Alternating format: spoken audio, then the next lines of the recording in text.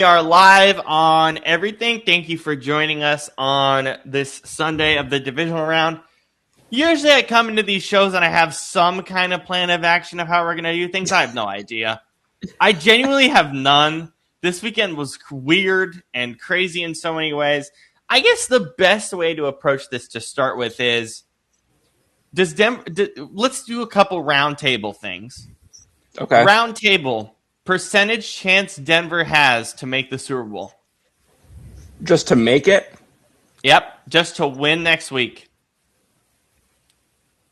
20, 25. Yeah, I was going to say 2025 because obviously it would be half if Bo Nix was there. So it's half of that, so 25. I'm going to say, I'll say like 30 to 35. Okay.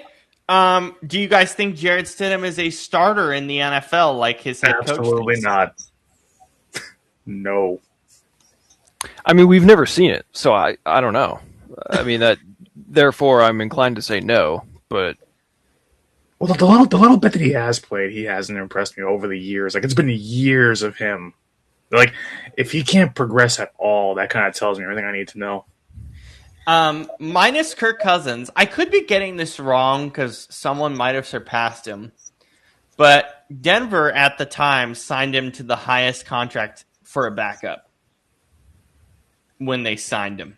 So, minus Kirk Cousins, of course, because Kirk Cousins is a much different situation. Although he was great on CBS yesterday. He was amazing. Yeah. No surprise. Yeah, he's great. So that's all I have on the AFC Championship game. I'm not. There's nothing else to talk about there, like in any respect, honestly.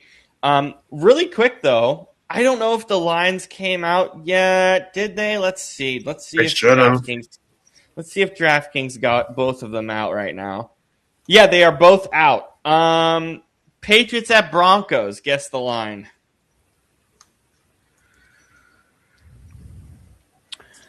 Patriots minus 9. I was going to go a little higher. I'll say Patriots minus 10.5. Scoopy. I'll say Patriots minus 7. Patriots minus 5.5. That's it? It was at 4.5 earlier too. It opened at 4.5. That's dumb. No way. It's Jarrett Stidham. Like, I think that my guess is that they're banking on the fact that they'll be able to limit the amount of passes that they force him to throw and rely more heavily on their running game, defense, and trenches. Yeah, I would say that would be the case here. The other AFC-based thing I wanted to touch on, what does Houston look like next year? Scoop, do you want to start with that? At least on the offensive side, what do you think they look like? What I'm asking is, defensively, they were Super Bowl caliber, right? Yeah. We knew that. Yep. Offensively with CJ this year, it was a dumpster fire. Yes. What moves did they have to make in the offseason to even make it competent?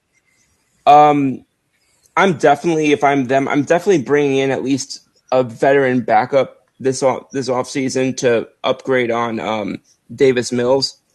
But I think also because they got Stroud under contract for 2 more. Is this the offseason they have to make a decision on his 5th-year option? I will double check that. I believe so. I will double check that very quickly. But continue. Because this was his 3rd year, I think. So it might have been. I think it was his 3rd. So no, it's his 3rd. Yeah. No. But you have to make the decision a year in advance. So they do have to make the decision this offseason. That's correct. Yeah. So it just it's just so bizarre to me because it's very rare that I've seen. Like, we see every few years. In fact, Denver actually was this team a few years ago when they had Drew Lock, where you'll just have a team that looks like they have a Super Bowl caliber defense and they don't have anything that you like or almost nothing that you like on offense. And it's just, you've got Schultz, you've got Higgins, and you've got one lineman that I like. So just with all of that being said, I think your draft is going to have to be almost all offense players. I think that you're going to have to go, and I don't know who they're losing to free agency this offseason, but It's I don't know how long of a list it is. We'll deal with that in a month's time. okay, but it's because you've got two corners that I like both their starting corners. I like their defensive line. I like their pretty much everything that their defense offers except for one of their linebackers. But again, I don't know how much of that is retained going into next season. But you've got to go and do the best that you can this offseason, I think, to allocate pretty much all your draft capital to pretty much every position I can think of except for maybe tight end. And it's just got to be a massive overhaul on that side. I don't know if they're going to make a change on anywhere on the offensive side of the staff, but I think it's additionally complicated by the fact that you have a defensive head coach. I don't know how much it's complicated by that, but I do think it complicates it at least a little bit. So I think once you have that, then I think that there's going to either be, if you're not going to make a change on the offensive leadership side of the ball, I think you're at least going to be looking to add somebody. Sometimes they can create. Sometimes you'll see a team create a position in an off season, like we've seen teams do in recent years, and more quality control, kind of that type thing. Yeah, things like that. We saw Miami do that with Vic Fangio a few years ago, and we've seen plenty of other teams do it. I just can't call any to mind right now. But so I think that's something that you'd really have to look into doing, because again, it's one thing to have CJ, like it's one thing to have a young quarterback and you're just like, we got to get him some help. But your young quarterback has also regressed each of the last 2 seasons. And that's an even more difficult position to be. It's one thing to say, we got to get help and surround this guy with talent. But usually, even with that, you want your quarterback to at least have plateaued, or his regret or his positive trajectory has been stunted a little bit. You don't want to see him going actively in the other direction. And that's the situation they find themselves in right now.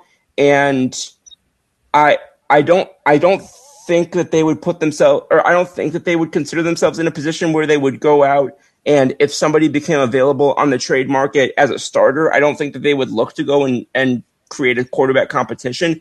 I think that there's a good chance that I might, just because of how he was so bad. But again, I think that because of the pride that teams have when they take guys early on.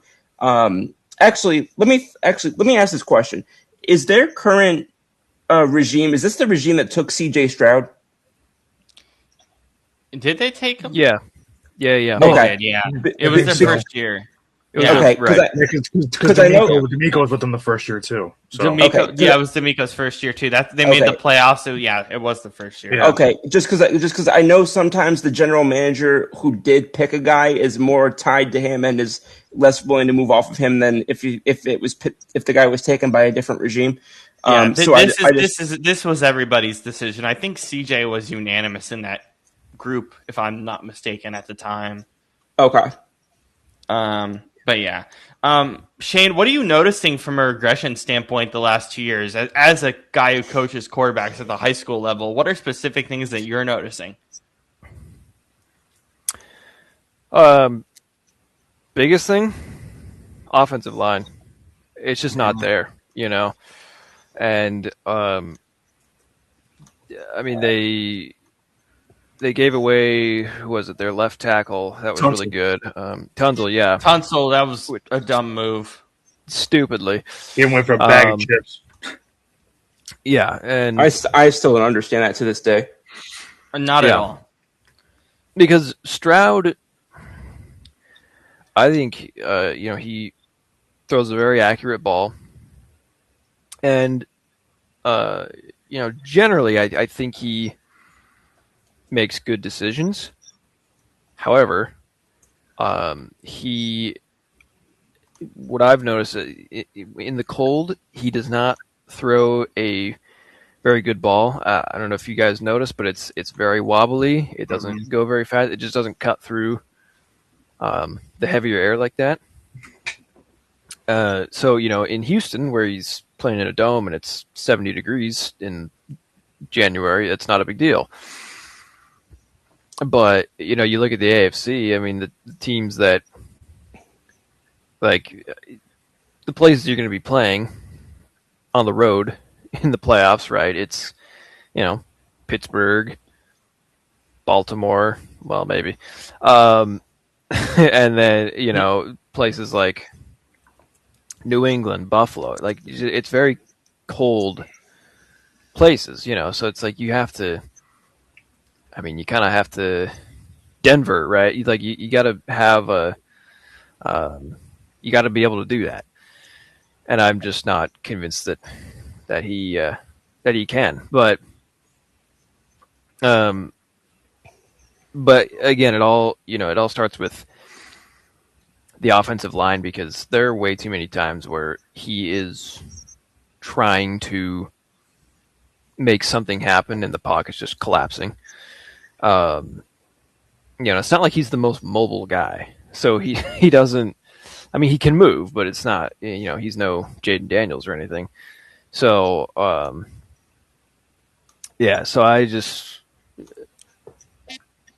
I think if you can get that more consistent offensive line, not only does it help him, but it helps the run game, which, if you can have a defense like that and a consistent run game, then CJ Stroud really won't have to do that much. And he can just do what he does best, which is, just sit back there comfortably and just play point guard, But, I mean, right now he really can't do that, so. Yeah. Do you notice some similarities with what you just said to Seattle in any way? Yeah, except I think Darnold is, I think he's a much better athlete than Stroud.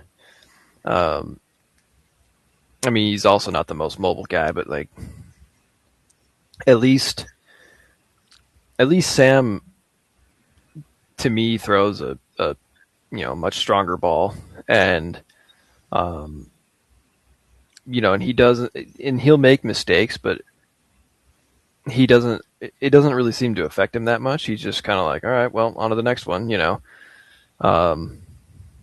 and then but yeah, that was what we saw yesterday with the game against San Francisco. Is, I mean, people were saying, well, he only threw 17 passes. I was like, well, yeah, it would have been bad if he had thrown more, like, because, I mean, you see how good their defense was playing and how good their run game was going. It would have been stupid to throw more than that, Yeah. It's not because they were like, oh, we don't trust him. It's just, it's like, no, it wasn't needed. So yeah, follow the game situation. Yeah. Anything else on Houston, Brandon? CJ Stroud to me also in the last 2 years of this regression. What's I mean, this is gonna sound dumb. Maybe it's because I'm tired, but what's the opposite of a microwave? Like, because he literally, as the game goes on, if he makes one bad mistake, one bad turnover, it's like then the floodgates just open and he makes 3, 4, 5 more. So like, oh yeah, it's like, so it's like, I don't know what the opposite of a microwave would be. Ice cream machine. Yeah, basically he's an ice cream machine. Yeah, basically, or he's an ice maker. He's got the wrong kind of ice in his veins. But it's because it's just it happens every game. The last 2 years. Cotton candy, not ice cream. Yeah, because it happens. Like, I've just seen it happen too much over the last 2 years, where it's he makes one bad turnover instead of rebounding from it. It's like 2 drives later, here's another shit one. Shit hits the fan. Yeah, then it just goes, like, a lot of it is the O line, and that's a fact. Like, it doesn't matter how good of a quarterback you are, if you don't have an O line, you're not going to succeed. That's just the fact of football. But even when he does have time, it's like some of the mistakes he's making or it's like he didn't even make those mistakes as a rookie. So it's like, and you're not in a sophomore slump anymore. This is year 3, and you're still getting worse. So, I mean, I look at him and I go and I'm like, I know the offensive line's gotten way worse. I know that the your weapons have gotten pretty much worse over the years, but not by much. But but the thing is, he's regressed even more than what he should have. Like, if you lose a couple pieces, like a good quarterback, especially one that threw for 4,100 yards his rookie season, should not be regressing to barely crossing 3,000 by year 3. And the thing is that he missed a couple games, but he's mostly healthy. You shouldn't be dropping by 1,000 yards by year 3. So his numbers under pressure this year were god awful. Yeah, that's that. I mean, a lot of that is the O line, but it's like but he'll get away from like a sack, extend the play, have time to throw, and still throw the worst pick you've ever seen in your life. Yep. It's like, sometimes I just want him to There's times he just throw the ball away, and I'm like, okay, good.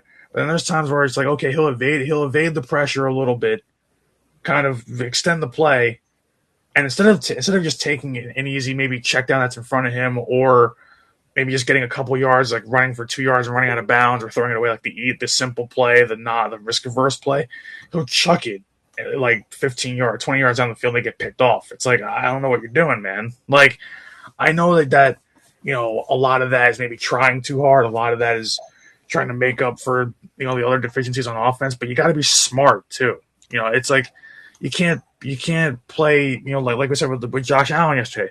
You can't play hero ball and win. You just cannot do that in the NFL. It's like, that works, once every maybe 4 or 5 games in this league. So, to ask somebody to do that game after game after game, it's not going to work. This isn't Ohio State. Yeah. Yep. Or Miami and Indiana, which we're seeing tomorrow. And it's, I'm excited for that game. Oh, yeah. Well, we all are. I just think that when it comes to CJ Stroud, like, a lot of it is him being a bad quarterback, but a lot of it is the O-line play. And I mean, honestly, like, if I was them, but just fifth-year option aside, I mean, they need somebody other than Nico Collins to catch the ball, because none of the other guys are either healthy enough, or they're still really young, or they're just like, or I just think they're nothing better than a wide receiver 3 or 4.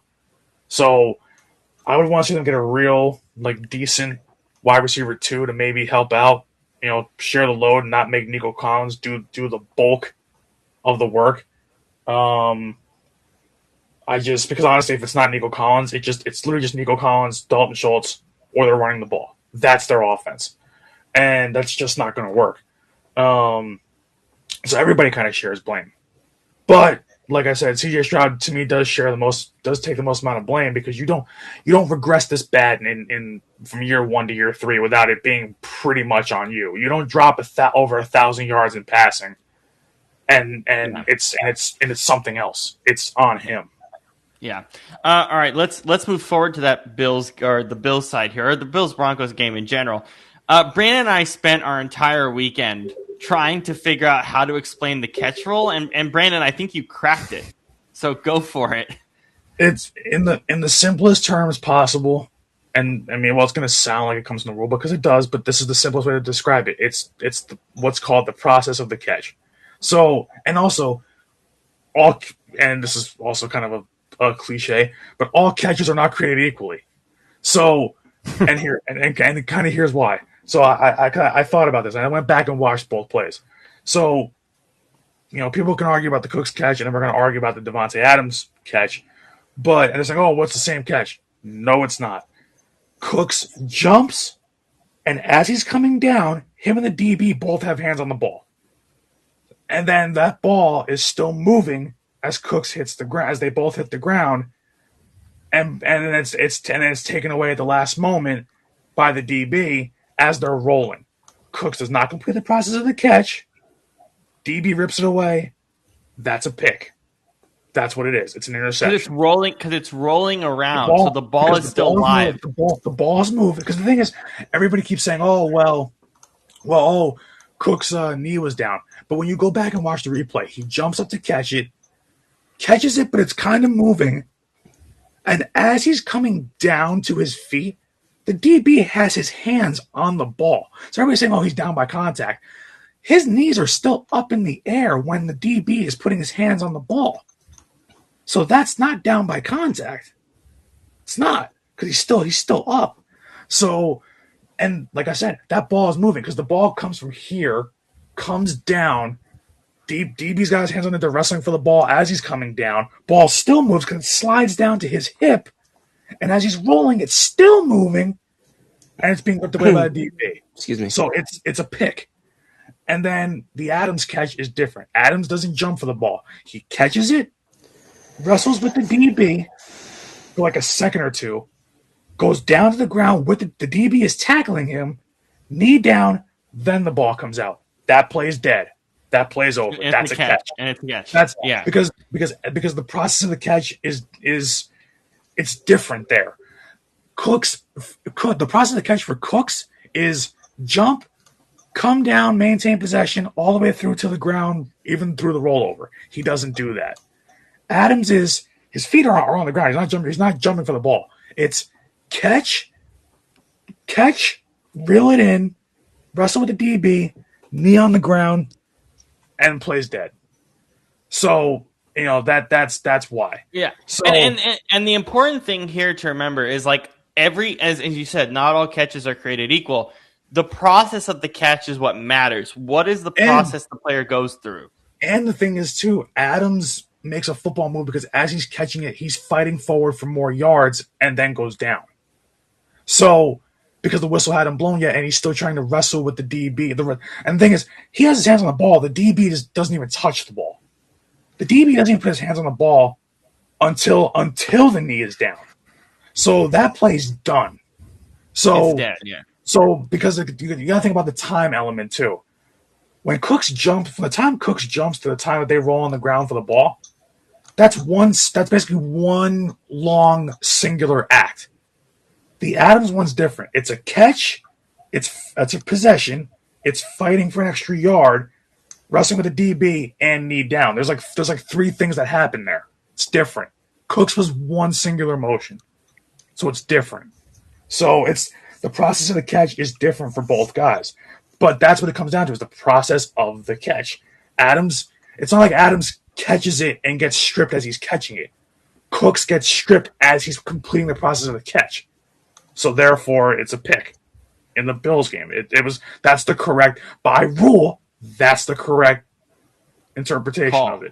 So yeah, and that's what people have to understand. I think people, first off, number one thing on Twitter last night, you cannot use still images to talk about a process of exactly. Yeah. That is stupid. Because if you go back and watch the replay, they're two completely different catches. Adams is catching it with his feet firmly planted on the ground at the first down marker. Cooks is catching a long ball over the top. He has to jump for it and come down with it all. Like, people forget that. Jumping is a part of this. Like, just that singular act of jumping to catch the ball is part of this. Adams has his feet firmly planted on the ground and is basically turning to fight forward. Because Adams catches it, turns, because he does turn. That's a football move.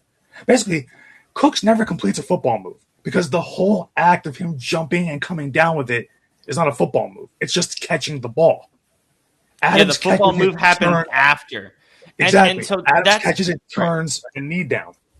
So that's the point too. We're talking about fighting for more yards. We're talking about 3 steps. Guy catches it, 1, 2, 3. The third step is a football move. So you can argue. This is the thing. I think people with a lot of the catch plays are arguing about the wrong thing. You can argue about the rule and say if the rule is wrong and should be changed. Yeah, I'm fine with. There is some gray area, and there is there is some gray area. But it's the rule, and that's the point. And by the way, this rule was adjusted after the whole the whole Des Bryant thing, because that created the football move situation. Yep. We never had that before. So him diving for the pylon in today's era of football that's a football move. It's a catch. It's a touchdown. So that is the reason for the change. I hope that makes sense. But that's why I hate when people are like, "Oh, I've been watching the game for 40 years. I know what a catch is." I'm like, but here's the thing. Like, a catch in football, the rule has changed so much over the years that it's like you have to go by what the current rule at the time was. The current rule in Des Bryant's time makes that not a catch. We can go back and argue with it now, but it's crying over spilt milk. Who cares? At that time, that's not a catch. Case closed. Doesn't matter what you think of it now. At that time, not a catch. Same thing in this position. You have to go by what the rule book says. You don't like it? Yell at the committee for it, and maybe they'll change it. But then here's the thing. You change the rule, then we're going to bitch about something next year that goes wrong with the rule. So it doesn't matter. It never ends. And in my opinion, in my humble opinion, the football move thing, as weird as it is, I think you explained it perfectly, Brandon. To me, that is the right way to approach a catch. I love the idea of the process. I love the idea of we care if a guy bobbles it. Because if you're bobbling it, this is the NFL. We're going to let guys bobble catches? Like, are you kidding me? Especially with sticky-ass the guys. They have the stickiest gloves on planet Earth. I've had a rocket thrown in my hands by Adam several times. I can catch the damn thing one-handed. Like hell, by the way, with all these cold weather games, have you seen how many receivers are catching rockets with no gloves? They're just like, they don't care because there's no... Because you know what's funny at the end of the day, as crazy as it sounds, like we're saying how gloves are sticky and they are, you should be able to catch it because it gives you an added bonus, but also having your bare hand on the ball, it's the feel of the ball that also helps. You can feel it. Like, people don't realize that's important too, is getting into game feel. We talk about game feel in sports. That's part of game feel. So... Yeah. Scoop, does that help? Because I know you were questioning it. Does that help you understand it a little bit better? It does, yeah. But I also was just kind of, I was a little bit tongue in cheek with some of the comments that I was making, just because it just feels like there's always like I understand by definition why the rule has to be as, not vague isn't the right word, but it has to be sort of as up to discretion as it is. Because again, obviously there's a million different ways that a catch can, and a series of circumstances can manifest themselves, for what a catch is and isn't. But it's just like, for example, yesterday I want to say it was the Buffalo game, and there was the touchdown catch where I didn't think it was a catch because the guy didn't have 2 feet down in the end zone. And then I think it was Brandon who told me, no, he doesn't have to have both feet in the end zone. He just had to have one in fair territory. Yeah, because when he makes contact with the ball, when he first possesses it, the 1 foot's already down. The second foot then crosses into the end zone. Yeah, I thought both feet had to physically be in the end zone. No, because here's the thing. That's why the pylon exists. If you're past the pylon, you're past the pylon. I hate to bring this up because I know we're not going to talk about Philly too much, but that's why the tush push works. You just got to cross the damn pylon. Mm-hmm. Yeah. That's all you got to do. You just got to cross the damn line. Shane, does that make sense? Or for your purposes as a coach, is it like too convoluted for you? I mean, look, I coach in high school where we don't have replay or that's unbelievable. Any kind of that you don't have replay. Well, let me say this though. I feel like that call yesterday. You also got to realize how hard that is to make that call in real time. If they would have ruled it a catch, it probably wouldn't have been enough to overturn that. So I think the call, whatever the call on the field was, probably exactly stood. So everybody's like, oh, that's a catch, that's a catch. I'm like, yeah, because you're seeing it literally slow down to the 10th degree. Like, so of course you're gonna think that, but on the field in real time, like. Even I thought it was a takeaway in real time when I saw it. I'm like, oh, they went to the ground both, and then he ripped it away last second. That's what I thought. So I'm like, the thing is, in real time, one person's going to see it as a catch, another one's going to see it as a pick, as a turnover. The ref that ruled it said it was a turnover. Call on the field's going to stand there because it's not really enough to overturn it. So it's like, you know what makes it funny? You know what makes what you're saying really funny? And I think this is also important. I saw everything. I saw the poll report. I saw what McDermott said. McDermott got pissed off because they didn't go to the monitor. Dude, you were part of the committee that created, or one of the parts of the committee that, or not, I don't remember. The committee's like Tomlin. I don't think it's him. I don't remember. There's a few others. It's like tenured coaches who basically instituted quick replay review. We trust New York to make the decisions. And that's what they did. New York said, this is an interception. You guys got the call right. Let's continue playing. Don't get mad about the guy going to the monitor if you want the game to go faster. Well, Sean McDermott's the most contradictory coach in football. He cried over the tush push and then beats people over the head with it all season long more than we did. So don't cry about stuff like that. No one cares. You're a bum. We'll get on Sean McDermott with Scoop in a second, but Shane, do you have any other thoughts? Because that's a good thought that you don't have replay. We don't have replay in Washington State high school football, which to me is insane. Yeah. So I mean, we don't get that luxury of looking at it, but it's yeah. I mean, you're just constantly reminding the kids of hey, these are the rules, and just do that to make the best play you can, and that's all you can really do. I'm sure it's largely the same for these guys too, but yeah. All right, Sean McDermott. Scoop has been all over this on his social media like it's his life. I don't know what it is. Facebook, Instagram, Twitter.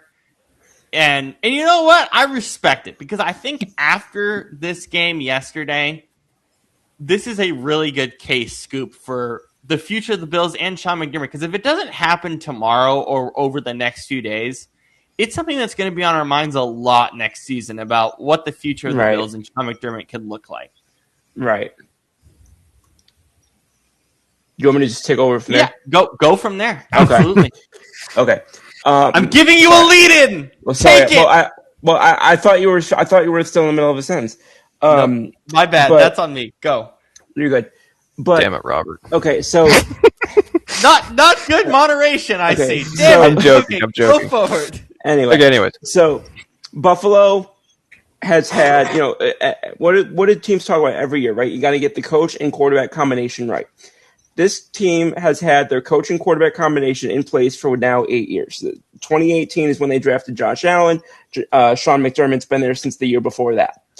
And he's one of the four, after Coach Tomlin resigned, he's one of the four longest tenured coaches in his current space right now. Obviously, Andy Reid is the longest tenured. And then in 2017, we saw both. We saw him as well as that's around the time that both Sean McVay in Los Angeles and Kyle Shanahan in San Francisco. So those people kind of all came in around the same time. Here's the thing. You arguably, of those guys, saving Andy Reid, you arguably, of those guys, have had the best quarterback in Josh Allen, or at least the most talented quarterback. You've arguably had the most stability in your organization, and you've arguably had the most, arguably had the least amount of turnover. Brandon Beane is still there; he's been there the whole time. There hasn't really been a lot of transitioning. Even coordinators, they've lost a couple of coordinators, but they don't go through nearly the turnover that a team like the Rams does or a team like the 49ers does. And so with all that being said, you get San Francisco under Kyle Shanahan, 2 NFC championships. Sean McVay with the Rams, a title, and been to other Super Bowls. And the biggest moment in the playoffs of Sean McDermott's career with the Bills is getting a rule changed from the AFC Championship because your defense went out there and couldn't get one stop. I will say that that's the biggest impact you've had on the AFC Championship thus far in 8 years, with Josh Allen as your quarterback, with a pretty rock solid top to bottom, structure, and there is just a consistent excuses or this, that, or the other. And 1 year they had a really good defense at one point. They had a really good trenches at one point. They obviously don't have Stephon Diggs anymore, but their running game seems to be finally on the upswing, but not just with James Cook, but with Gilliam also. But it always just seems like they can't put everything together. And at some point, you have to start asking, why is that? And too often, the questions that need answered fall at the feet of Sean McDermott. This is a coach who has coached longer at his position than anybody else, who has not achieved the same things that he has, other than Matt LaFleur, and pardon me, and Matt LaFleur has not had the fortune, if you want to call it that, of GM stability and a top 2 or 3 quarterback talent during his whole tenure in Green Bay. Yeah, I apologize for interrupting, Scoop, but funny enough, as you said that, I immediately went, that is the greatest rule change of the last 10 years of the NFL, funny enough. So at least Sean McDermott made some kind of positive impact there.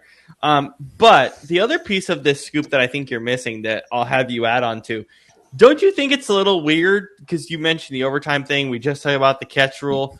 Don't you think it says something about Buffalo that most of their games end in some kind of controversy? You put yourself in that situation in some way?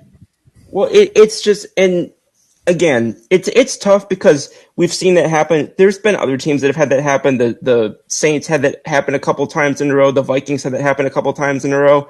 As far as the playoffs, going back to the beginning of this decade, the end of last decade.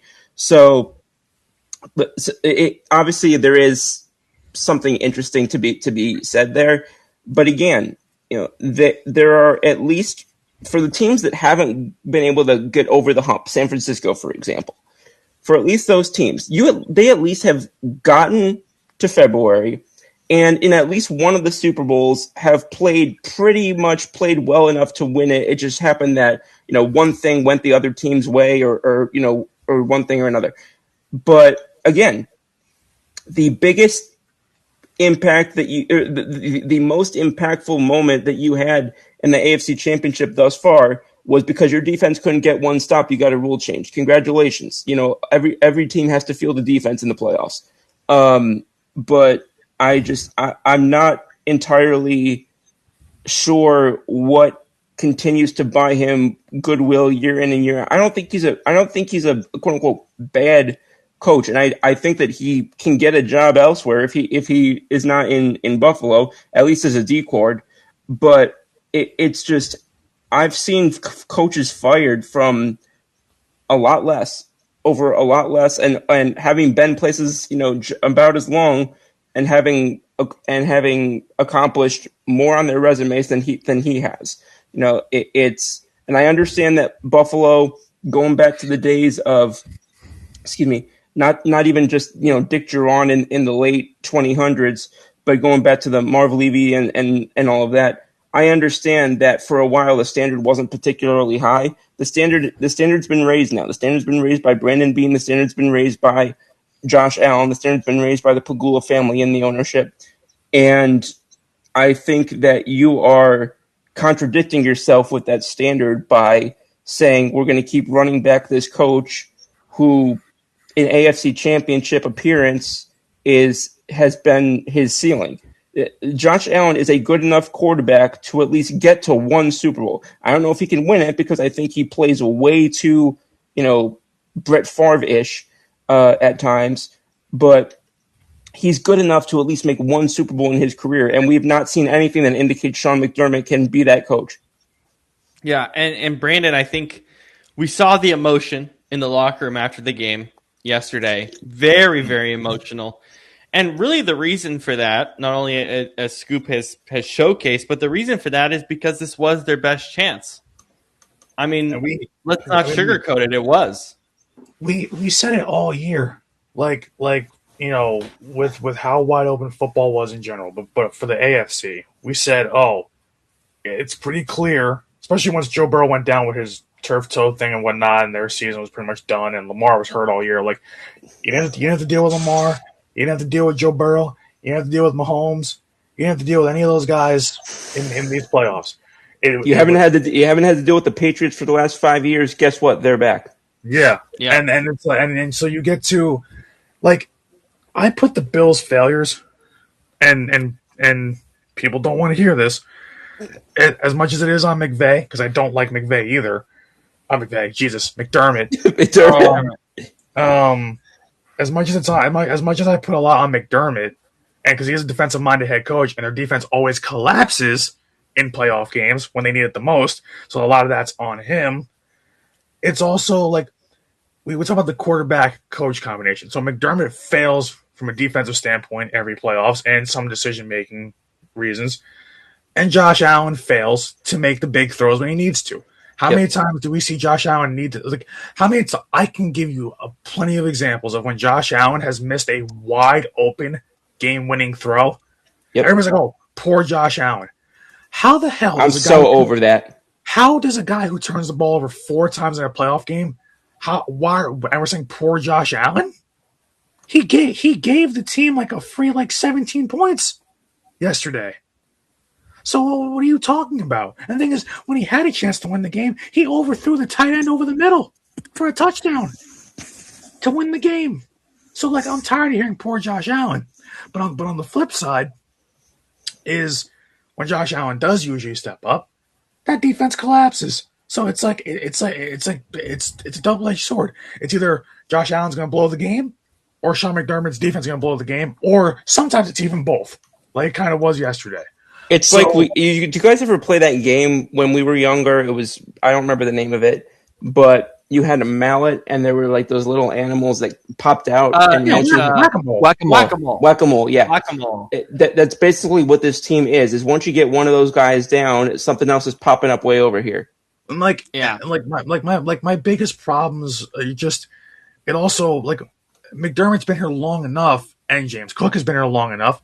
What do we say all the time? They for some reason they take their foot off the gas and they don't use them enough down the stretch of games like they should be, because it's like this guy could have his final stat line could be like 24 rushes. Like I think it was like 24 rushes for like 100 and something yards yesterday. It was good enough, but 10 of those rushes were big game. Like he had a big first half, and the second half you're running him into a brick wall instead of finding different ways to get him his touches. It's like, yeah, he's ending up with more touches in the second half, but it's the lack of creativity in the way you're going about it in the second half that makes me angry. And then a lot of times too, like he had I counted it. It was like 10 carries in the first half and he had 14 in the second. So yeah, you have more carries in the second half, but it's not the number of carries. It's when you're also giving him the carries. So it's, a lot of that is coaching decisions, and it's a lot of it is just not simply just not putting your guys in the right positions to succeed, and that falls on McDermott. And then Josh Allen, because they don't know how to use James Cook, and that falls on McDermott. Josh Allen has to play hero ball, and you get what you got yesterday with 4 turnovers by himself and 5 for the entire game. Which one of them was James Cook, but still, But Can I add something? Oh, I'm sorry. No, I'll just finish up real quick. But just I'm tired of the poor Buffalo narratives, because it was like everybody still feels, for some reason everybody still feels sorry for them for blowing 4 straight AFC Championship games in the 90s. It's like everybody still feels sad for them. Why? They suck when it matters most. I don't feel sorry for a team that comes up short every time. That's your fault, not the other team for beating you. Not in Buffalo, everything is everyone else's fault but their own, and I'm tired of hearing that. Yep. Yeah. Anything else, Scoop, before I go to Shane on this? Well, I was just going to add this as well. So we talk about the throwing picks and whatnot. I also want to add in of the 7 postseasons in which Josh Allen has played, he's led postseason, led the whole postseason in fumbles 3 of those 7 years. Jesus Christ. Oh, Holy. but sure. Everybody's like, oh, Josh Allen's got no help. Josh Allen's the reason they're losing most of the time. Don't give me Yeah, that. especially yesterday. Shane, I see you thinking over there. What's your thought process on the whole McDermott, Allen, and just where Buffalo is at going into the 2026 NFL season? Yeah. I don't know what you do. Because I mean really, as far as personnel goes, you got to upgrade in the front seven for sure. Yeah. Defensively, that is. But the biggest question, though, is what do you do at coaching, right? And I think with Sean McDermott, you have a high floor, but there's definitely a ceiling. That's become very clear to me and to everybody in the last couple of years, And it's not going to get easier because New England is back. And they're doing really good. And, it's just the problem is McDermott has such a defensive and conservative mindset, football speaking, that that's why we get in these situations a lot where he's just like, okay, Josh, go play hero ball, because he's just like, I don't know. And so I think, because six straight playoff appearances, and an MVP quarterback. And 7. It is 7. Okay. Yeah, it is. In multiple, loaded rosters, yet 0 Super Bowl appearances. Not even wins, just no appearances. Dude, Zach Taylor in Cincinnati could do that. He got one with no O-line. Yeah, with the worst O-line we've ever seen in a Super Bowl ever. Which is once again why I don't feel sorry for the Bills. I mean, this is a team over the years that's had Stephon Diggs. They have James Cook. They've had Von Miller at one point. Like, you've had pieces. You had Matt Milano, Poyer. You've had pieces. You're just not winning. Yeah. Yeah. And especially, what was it, 2020? I mean, that was probably the best defense in the league that year. But in any case, I mean, I think I would. Oh, Micah Hyde, another one. Forgot about him. True. Micah, yeah, true. Yeah. I think I would probably move on from McDermott if you feel like you can get a good replacement for him. And guess what? 2 of your best replacements are off the market. So there you go. Yeah. But I do think Clint Kubiak would work well there. I also think Robert Saleh would work really well there. Yeah. Yes. 100%. Especially if they can get a good OC up there with them. Yeah. For do you sure. think like a Mike LaFleur type? Do you think? Yeah, that's probably. I would imagine he would be high on their list, and I think that would. I think he would be great for Buffalo, because the issue with Buffalo the last several years, it's been in the details. Where they have, like I said, they have a high floor, but it's just they, you know, can you be more creative on offense to make it so that Josh Allen is not playing hero ball, but instead you're elevating his strengths and, improve just kind of like situational, like red zone, 2-minute drill, stuff like that is where they have struggled on both offense and defense. And that comes down to coaching ultimately, so, normally, because in years past, I think Allen played great in the playoffs, and they lost because of coaching or the defense fell short, whatever it was. But this year, that game yesterday against Denver, that was on Allen, 100%. That was he. He looked like 2019 Josh Allen yesterday.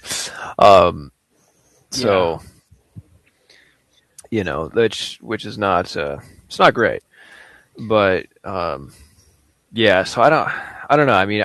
I think you move on probably just because at this point I think we've seen what we're gonna get out of McDermott, and look, I think he was a great hire at the time, in 2017, because to his credit, he did take a dumpster fire of an organization and turn them around and got them going on the right path. But I think maybe he's hit his ceiling, and so I think now it's like you've got this talented quarterback still in his prime. You got to take advantage of it. So, we'll see. All right, let's finish up with coaching before we have Shane overview the spectacular Seahawks defense and what they might do against the Los Angeles Rams next Sunday. Falcons, we got the Falcons, we got the Giants, and we got the Steelers with very interesting moves over the past week. Scoop, anything you want to kind of start with in telling us about those situations, or would you like us to kind of roundtable that, or what are you thinking for those three? Yeah, so just want to make sure I just want to make sure I heard you correctly. You were talking about the Falcons, the Giants, and the Steelers. That's what you said? The Falcons, Giants, and the Steelers. I think those are the three most interesting situations as of today. We'll see what happens next week. Yeah. So the Giants. So that was the first. Now, to be clear, for those who are listening, if you haven't seen it, the Steelers' job has not been filled as of yet. The Steelers parted ways with Mike Tomlin earlier this week on his accord. He is expected to take about a year off from coaching, and then perhaps might do a Sean Payton type thing and get back in. I have heard rumors that he will be going to Fox, so taking the exact Sean Payton route again. They will have to trade him. The Steelers will have to trade him. Right. They have his rights still. Right. So there's that. It's still. Obviously they're the team that is still the quote unquote earliest in their interview process because they were the team that parted ways with their coach the latest of the 9 teams that did. But they are right now still going through some of those things. Today, as recently as today, they were interviewing Brian Flores, and then, they've kind of looked at a mixture of guys. It's not they haven't just been looking at defensive guys. That has been sort of the lean in general, but they've also looked at some offensive candidates as well. I believe Clint Kubiak was one of the guys that they looked at. And then as for the other 2 teams, the ones that have filled their vacancies, the Giants were the first one. John Harbaugh, the new coach in New York, on a 5-year deal. And then also on a 5-year deal, the Falcons got the former Browns coach, Kevin Stefanski. Both of these, I think, were pretty well considered and pretty strongly rumored for a good period of time since both of those guys became if you want to call them free agents. Since both of those guys became available, I think that those respective teams were kind of viewed as the logical fits for them for a while. Both guys met with different teams, and then apparently we just found out today that Stefanski was slated to have a meeting with the Las Vegas Raiders, but he, I guess, decided not to take that meeting and ultimately decided to take the Falcons job. But when your owner is making you steak, of course I'm going to go to it. Yeah. Really, I loved. I honestly, when I first read that, I thought that it was like a meme page. I thought that was like not real. And then when I realized it was real, no, I realized that, and when I realized that, I was like, "Shucks, I would have taken that job just for that." Exactly. But no, I look forward to seeing that. I look forward to seeing what he can do with Bijan Robinson. I don't know if Kyle Pitts will be back there, but if he is, I look forward to seeing what he can do with there. I think that offense is just, we've said this repeatedly on this show, that offense has just had more pieces than we ever got the teeth of what they could be actually in performance. So I'm hoping we'll see some more teeth from them this year. But yeah, I thought both were slam dunk hires. I was a little surprised because the John Harbaugh thing, there was a hang up there for a couple days. It was a week. It was a week. It felt like, right? Was it a week or was it like 4 days? No, it was 3 days. It was 3 days. Yeah. It felt like a week. That's what it felt like. But there was a lot of speculation that that a lot of that was based on sort of what the role would be of Joe Shane going forward, because with the contract at hand, John Harbaugh is going to essentially have final say on personnel matters. So it sounded like that was kind of one of the biggest things that they had to work through, was exactly what the positioning would be for Joe Shane going forward.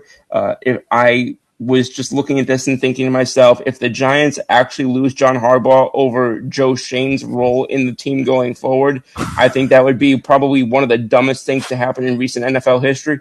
It would be the most Giants thing for sure. I just laugh whenever I hear about Joe Shane. What a dumbass. I'm just sitting there thinking to myself, I'm like, you're actually going to potentially lose. I don't know if they were ever close to losing the deal. It didn't sound like it, but for a split second, I was just thinking to myself, there's no way you're going to actually lose this deal over Joe Shane's presence in your organization, because I thought he was going to get Trent Baalke. I thought he was going to get fired. Just to been fired 2 years ago, just to get the deal done. Yeah, if you ever want to hear how stupid Joe Shane sounds, go watch the Saquon documentary. His conversations with him. Yep. Yeah. Go watch Hard Knocks with the Giants. His kids had better analysis of the quarterbacks than he did. Yeah. But yeah. So that's basically, and then the Stillers thing is kind of still up in the air right now. There's no indications that they're anywhere near a conclusion on that process, but they are. I know interviews were going on as recently as the last day or two. I'll throw a couple names real quick that are also, like I said, Clay Kubiak, Nate Schellhaas. I don't know if I'm pronouncing that correctly, but the pass game coordinator for the Rams, and Chris Shula, the D coordinator for the Rams. Those are the three guys that have interviewed most recently. Jeff Hafley, the defensive coordinator for the Packers, also on that list, but he's expected to take over as the Dolphins head coach in the next day or two. Yeah. Shane, any thoughts on the coaching openings for the Steelers, but also what happened in Atlanta and the New York, New Jersey area? There you go, Brandon. I saved you some trouble. Thank you. Yeah, I mean, yeah, I mean, I wasn't really that surprised.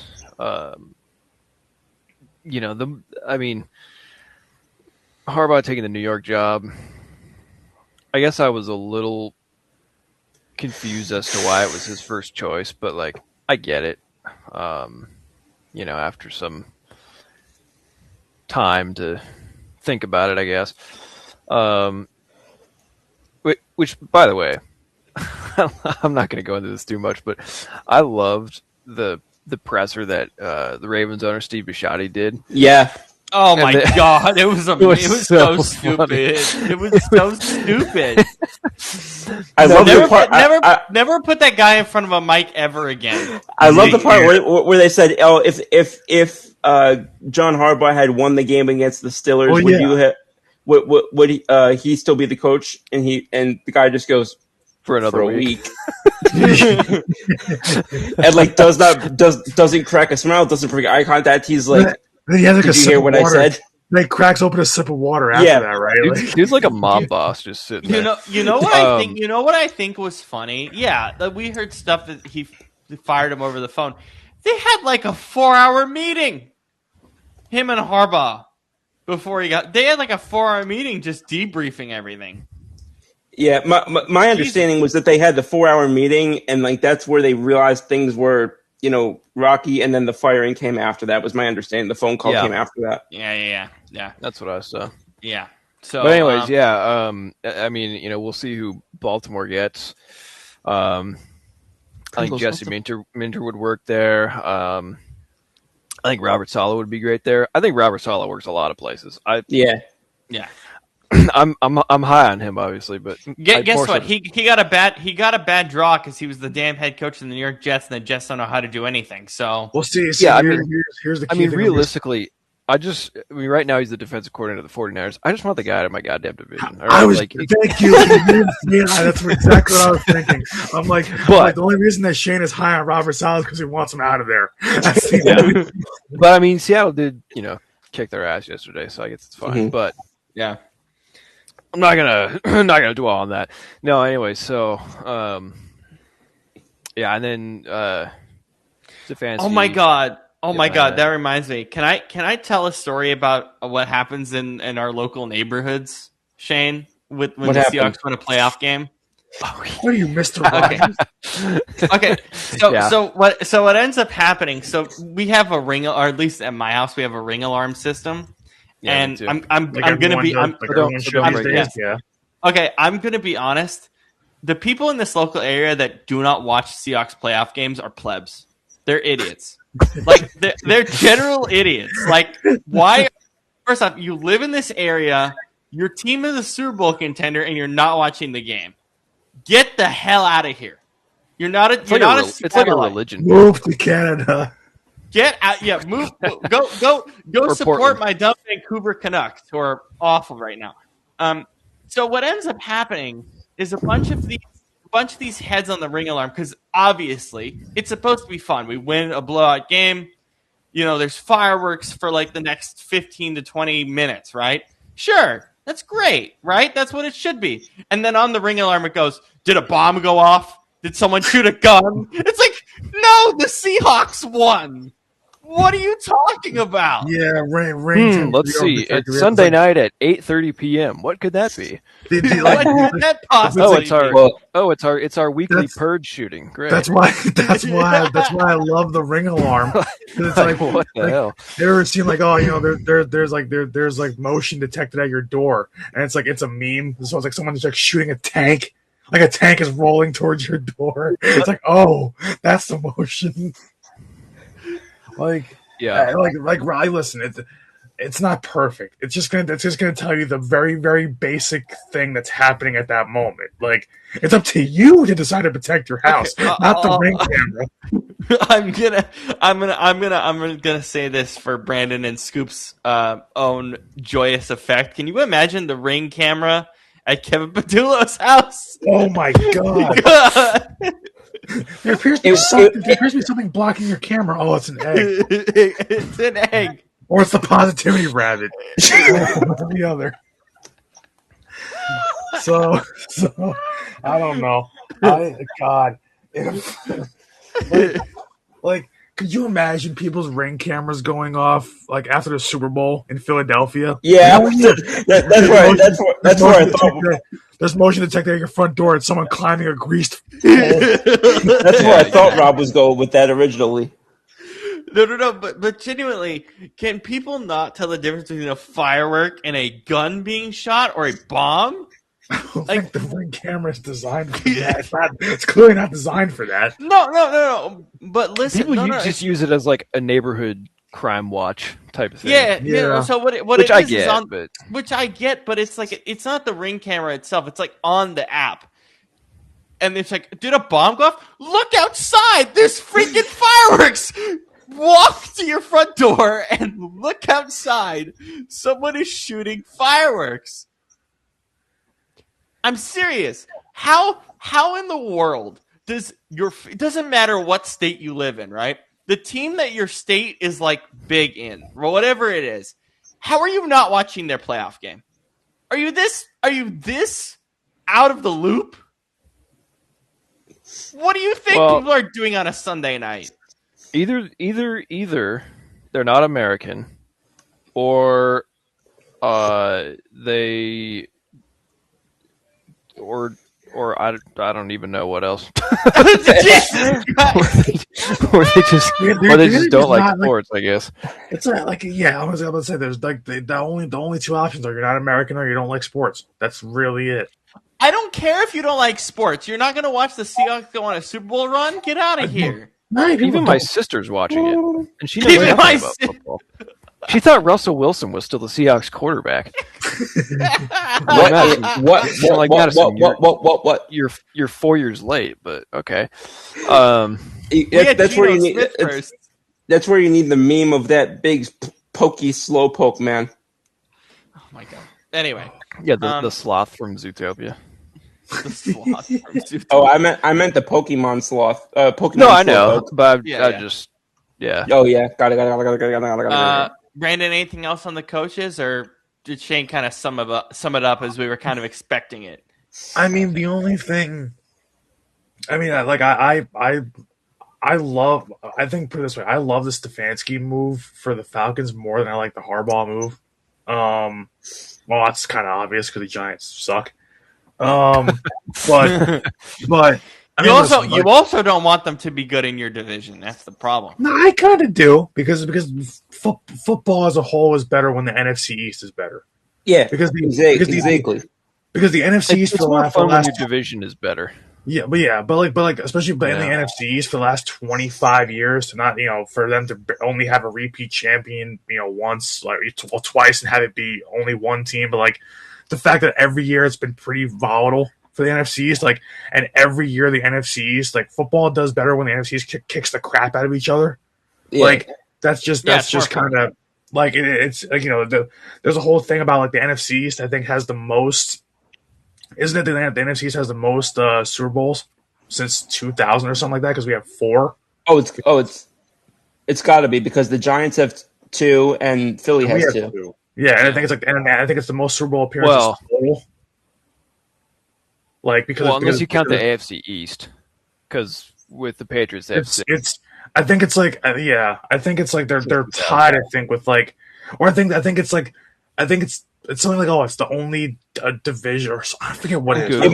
It might be appearances because we've got the 2 losses, the one to Kansas City and the one to in 2005 to New England. We have 2 wins, so that's 4, and the Giants have 2 more. I think, or it's like the most teams, I guess, with playoff something like that, where it's a successful division the last 25 years.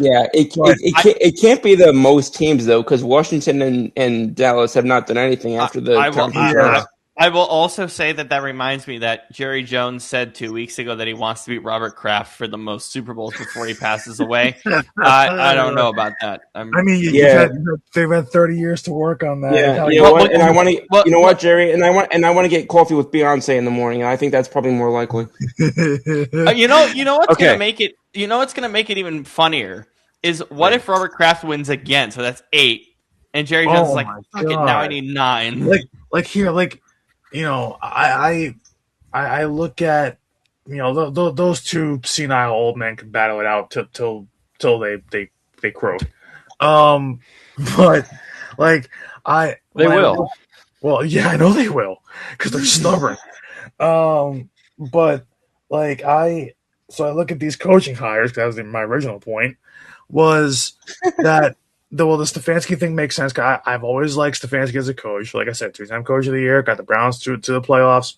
But giving him, as of right now, because the roster could change, but as of right now, giving him a roster of Drake London, Kyle Pitts, like we're saying, Bijan Robinson, a decent enough O-line, a really good defense, giving him that kind of roster, basically having a semblance of an offense, because you had the defense in Cleveland, but you didn't have any offense. Now you kind of have an offense and you have a defense, so it's better. He's in a better spot. And, he's going to, and the thing is, he turned water into wine in Cleveland, so I expect that in Atlanta. But the Harbaugh thing to me, and I said this to Giants fans, you're going to love him because nothing can be worse than what you've already had. So he's going to be better than anything you've had in the last 10 years. But the problem is what you're gonna kind of see his shortcomings are is clock management. Clock management is a big problem with Harbaugh the last 10-ish years. That's been a huge issue for them late in games. We just saw it against the Steelers. So you've got that issue. Harbaugh sometimes doesn't make the right in-game decisions. He pulled Derrick Henry on the most important drive of the game a couple weeks ago and said, "Oh, well, he should have been out there." It's your call, dumbass. like you're saying, he should have been out there. Hello, you're the head coach. All right, okay, sure, Harbaugh. So some of his decision making is very questionable, and clock management's bad. Which we said for a lot of coaches, but for him to take over, you're gonna get success because you literally can't get any worse. But he's also gonna hurt you a little bit too. So you kind of have to try to find a little middle ground there to make it work. And then the Steelers job, I don't like the thought of Brian Flores being coach there. I think that his defense, while every year it works for the first 2 months of the season, and then teams figure it out and then they beat the crap out of him going forward. It happens every year. So I don't think he's as good of a coach as people think he is. Flores is the most overrated defensive coach in the league by a mile. And the thing I remember you doing your segment on the Vikings defense about 3 months ago. Exactly, because it's been things. It's happened in every play. It happened in Miami too. The biggest problem with his defense is they look great for the first month. Every team's adjusting, so of course his defense is going to look great because the first month everybody sucks. Then, month 2. You start seeing some cracks, but it's still good enough to win games. And then literally you get to pretty much Thanksgiving and it's done. So it's, it happens every single year with his defenses. So I just don't, especially for a team that historically prides himself on defense and being tough, the steel curtain and all that stuff. I don't see that working there. That doesn't seem like a good fit to me. Even though it's a defensive-minded head coach, it's not the right one. So I don't like that if they go in that direction. Well, he's just kind of a dick. His players don't really like him. Yeah, that's what it should be. And that's going to be. I do wonder if that's going to be an issue with him because, again, keep in mind that was one of Tomlin's biggest calling cards was if players would go to friggin' war for him. Yep. So I'm willing to bet you're not going to get a great. I'm willing to bet it's not going to go over very well if you go from that to somebody who's a little bit of an ass. Yeah, I don't know. Yeah. I like Stefanski the most. Harbaugh could work, but you got to watch out because sometimes he's just a bonehead at times. And then Flores doesn't make sense to me in Pittsburgh. Yeah. So it just goes off a cliff after Stefanski, kind of. Yeah. Shane, any last thoughts on the coaches? No, I mean, there's so many, there's still so many jobs open. It's just we'll have to see kind of. They're not all getting filled. There's no way. Right. By a really good hire. There's no way. Yeah, no. Yeah. So. Yeah. I think also if and I'll be quick on this. It was brought up the other day that there are teams, or rather there are candidates who perceive some head coaching vacancies now that, teams like the Giants and the Falcons are taken. Once you start getting the Ravens out of the way, there are people who I guess are being interviewed for both head coaching and OC jobs that perceive some of the OC vacancies that are out there to be more attractive than some of the head coaching vacancies. I'm not even close to surprised by that at all. That makes a Me ton of neither. sense. Me neither, but I was just adding it to the conversation. No, I think that's extremely important to watch out for as we go through the next couple of weeks. All right, Shane, give us your stuff on the Seahawks defense and what that's going to mean against the Los Angeles Rams. That was a horrible drum roll on my part. That looked like you were doing the 6-7 move on my screen. Oh, hell no. Jesus. God.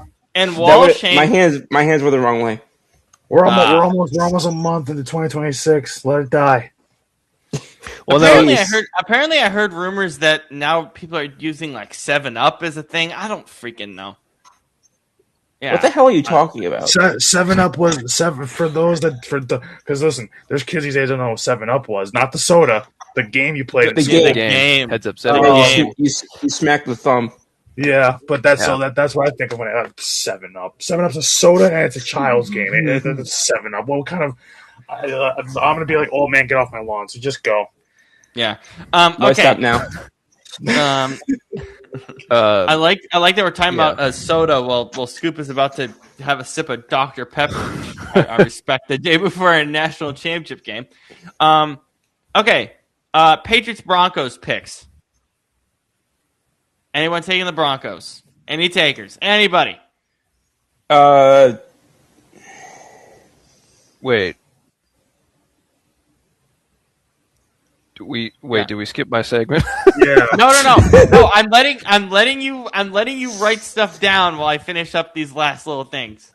Oh, I'm ready, but go ahead. Oh, okay. Let's do this really quick. I'm not skipping over your segment. I care about your segment. No, you're good. You're good. We're cutting it for time, Shane. Too bad. I'm so freaking confused. We don't have time for Matt Damon.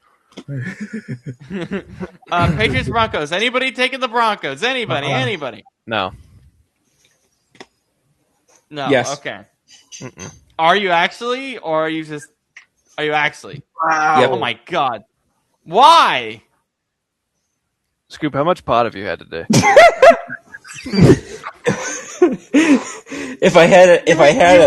You realize you messed up the Texans one bad. Yes, I'm aware of that. I didn't realize that CJ Stroud was going to have literally the worst quarterback game in the playoffs I've ever seen. Do you think? I think he just hates. I think he just hates the going to Patriots. fare better. Hang on, I didn't hear Brandon. What? You think Jared Stidham's going to fare better than CJ Stroud? No, but I also think that. Excuse me.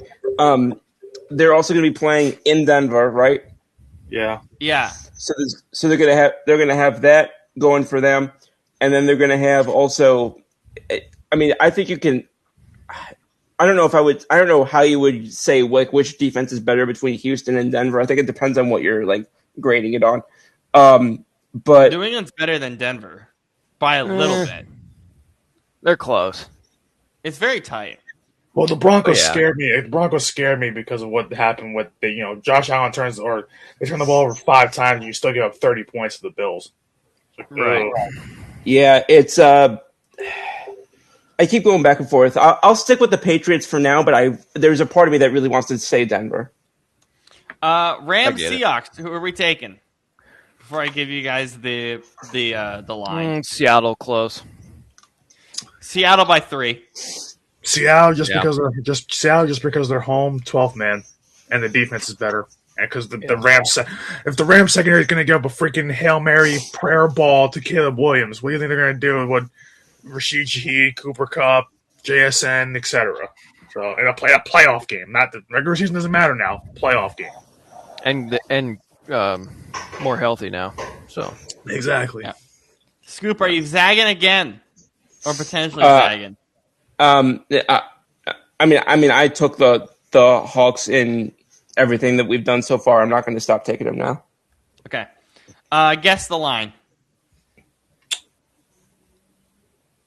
I'll say Seattle minus 1.5. Remind me, where's this game being played against? Seattle, right? Seattle, it's 1 seed. Yeah, Seattle. Seattle minus 2.5. Seattle minus 4.5. Seattle minus 2.5. Brandon finally got one right before the season is over. I got two letters right this season. Yeah, he's gotten a couple of them done. Got a couple done. National Last year was better. Last year was better though. I had like 90% of them right for some reason. National championship picks. Anybody taking Miami at home? No. Nope. No. If Carson Beck sucked against Oklahoma, he's gonna suck against Indiana. Not Oklahoma. Sorry, Ole Miss. I think Indiana is going to win by 3-4 touchdowns. If I think that Personally, I said whoever won our game between Oregon and Indiana was going to win the whole thing. I even think if we would have won that game, I think we smacked Miami. So probably. yeah. Indiana's bigger. They're faster. They're stronger. Better quarterback. Just better talent at every level. If they lose that game, it's just because they're going to make like 17 mistakes. Yeah. Scoop, are you taking Miami in Miami? I wish that I had something like some sort of job as like a publisher or an editor or something, because the amount of "Who's your daddy" headlines that I could make the next morning, I've got Indy going and all. Yep. We did. I think we did the line when it originally came out. It is still Indy minus 7.5. Yeah. Regardless of Miami playing at home, the tickets are ridiculously expensive. Watch on TV. What else is new? Shocking. Yeah. All right, Shane. Let's finish up by you talking about Seattle's defense and what they could do to the Los Angeles Rams next Sunday afternoon. Put Matt Stafford. Yeah. How they The can put Legion Stafford of in a Doom. wheelchair. Doom. Dr. Doom. No, so it's look, They're called the Dark Side for some reason. I don't know what in the Batman they decided to call that defense, but okay. that's Star Wars, but Is it, dark? I thought. Well, dark. Okay, that is the dark Star side. Wars, The you're dark side is Star Wars. Yeah. right. The Batman thing comes from just Not Batman that I would being know. dark. Well, there Just, was a dark side in the DC universe. He's a bad guy. There is a little bit. True. Yeah. Anyway, whatever. Anyways, Whatever. All right. yeah. Oh my goodness gracious! I am so No, disoriented. that's what they call it. We screwed up Scoop's pop culture mind in the last 50 seconds. Well, wait till We the will off handle season. Wait till after the Super Bowl when we get the pop culture pod going. That's gonna be so much fun. Yeah, I it is. figured- I think- I think I just went cross-eyed during that segment just then. I figured out the name for the podcast. Oh God, I got it. What is it? Scoop's Street Smarts. Is that too complicated? We could work on that. Oh, All right, We so can work on it. We can work on it. We can work on it. Let Shane talk about his Seahawks. He's been waiting long enough. Yeah, really. Yeah, let him go. Let him go. So I want to touch on why they are so dominant lately on defense, and it's not necessarily their personnel. I mean, they have good players, but it's not like they have. When you look at their defense, I mean, they don't necessarily have any like stars or but they're Ernest really well Jones is an coached. All-Pro. Ernest Jones is an All-Pro, though. I mean, yeah, Somehow. but So undeserved. I would say he Not deserved it, but not not over over Bond. Not But- over Bond or the rookie. Schlesinger. Schlesinger was better. Anyway, but- continue. Jordan Brooks, who was an All-Pro, doesn't deserve it in my opinion. So I feel like Jones and Bond should have been in instead of him. Anyways, Yeah. so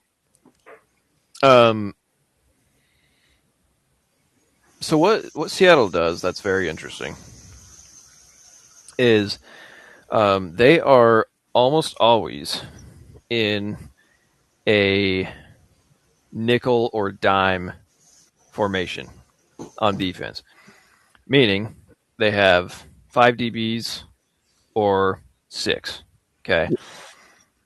No matter what the offense comes out in. As you can see here, offense is in 21 personnel. They got 2 running backs, 1 tight end. And this was a play that they ran last night, that the Niners ran. But they were unsuccessful. So basically, when most of the time when teams come out in 21, the defense will respond by either being in a true 4-3 or 3-4. But that they don't do that here. So why this is significant? Because you have one less big body that you can put in the box. But they have this Excuse me. secret weapon named Nick Imanwari, the rookie. And he's technically a safety, but they play him more like a nickel. So Yeah, I think he did both in college. Yeah, he did. But I mean, the dude's like 6'3", 225.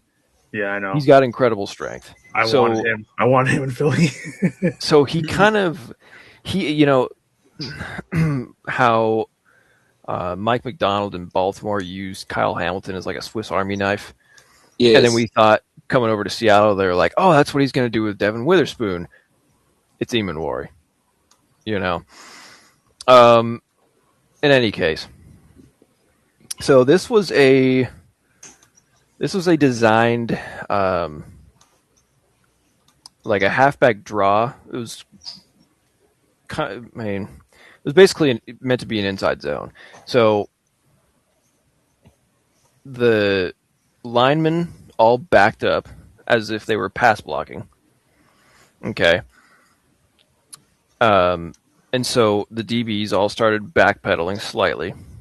But then the left guard comes running out to block the Will linebacker, Drake Thomas. The second he goes forward, it was before McCaffrey even got the ball. Both safeties were gunning to the line of scrimmage because they knew in pass blocking, nobody of the five goes forward like that. So that's one thing. They're very smart. They are great at recognizing the play before it even happens. Okay, so you got Juszczyk back here at the F. He comes out he's going to go and block, or he's going to try to at least. McCaffrey is going to come out this side, take the ball, and he's supposed to go through, looks like the A or B gap on the right side.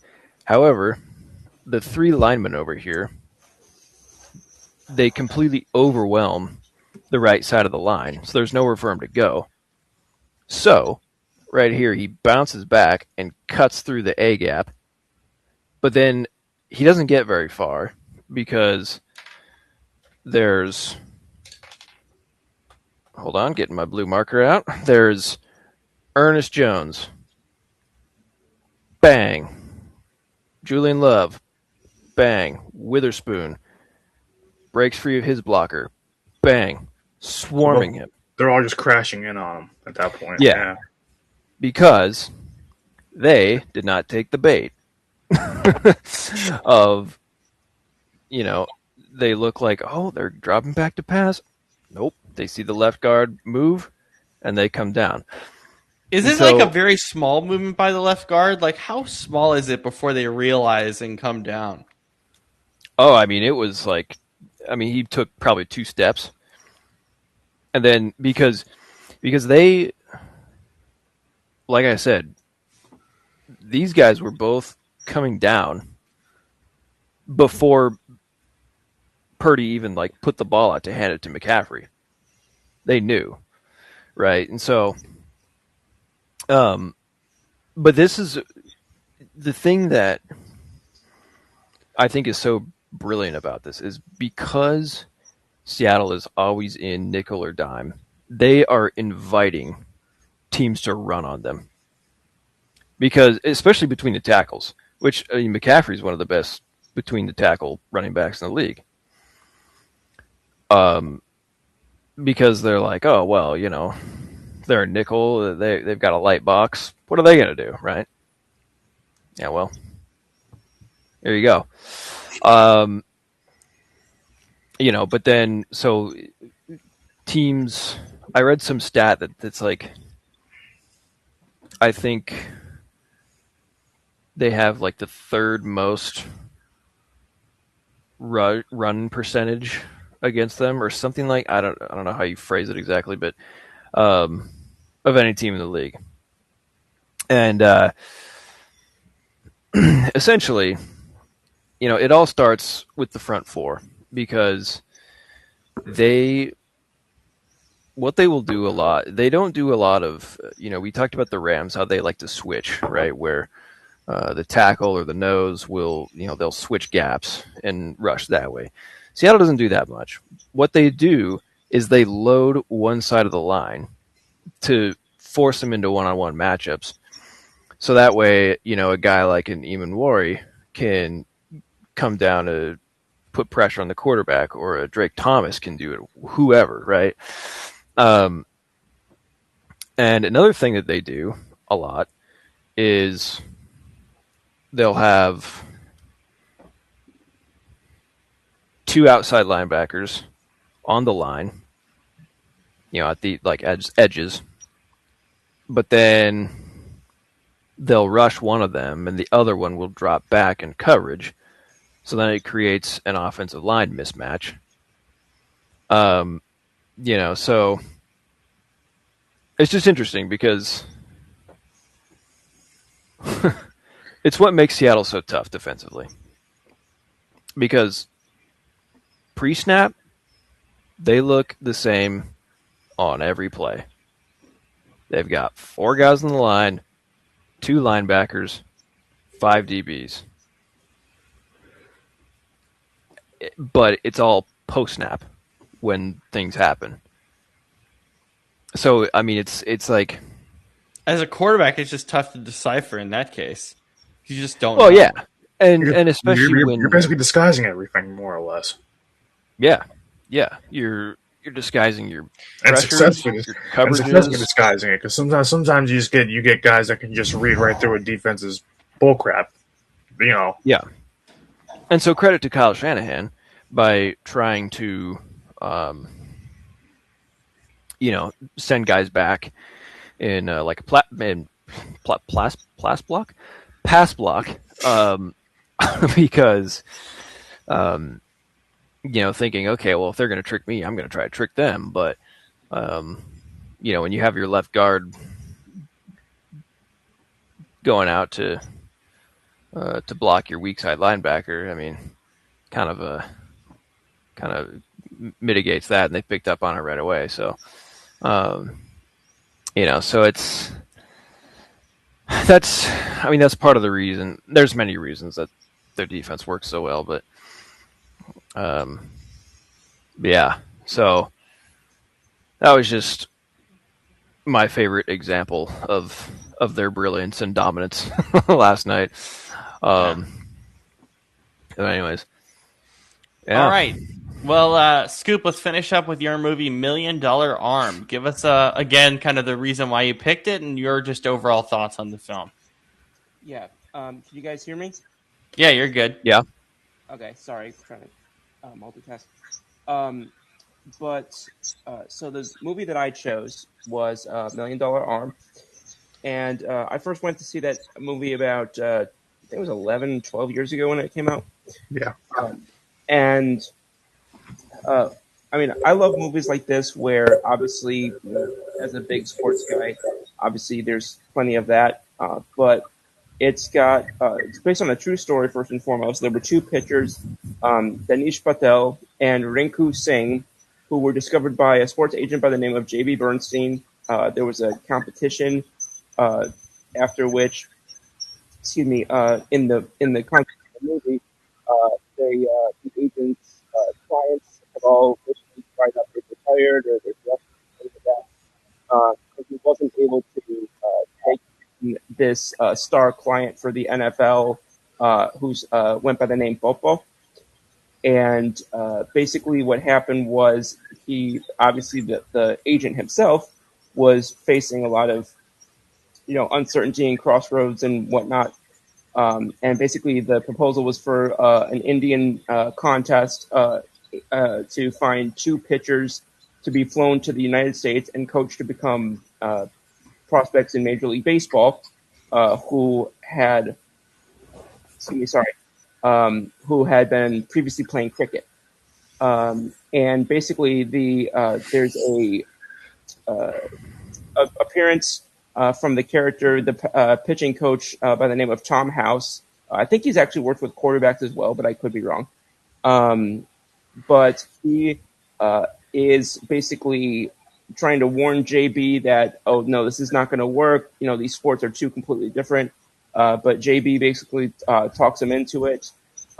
They, do all these different things, and JB also at the same time is getting to know this woman Brenda, and basically there's this sort of crossover between not just trying to develop these guys as cricket players to pitchers, but also they're getting used to a new lifestyle. They're getting used to living in a completely different life, completely different world, completely different society.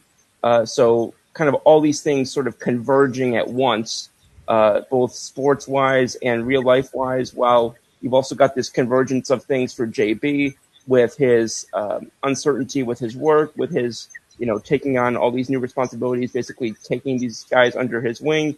And then also this, what ends up being this sort of back and forth with this woman, Brenda, as well. So a lot of these just different kind of overlaps, which makes it quite just fascinating. Yeah. Shane, what were your overall thoughts on the film and the story as a whole? Yeah. So I thought that we were. I won't be offended if you hated it. No. I was just gonna say I thought we were doing. You guys know this, but I thought we were doing The Town this week. But that's next week. My bad there.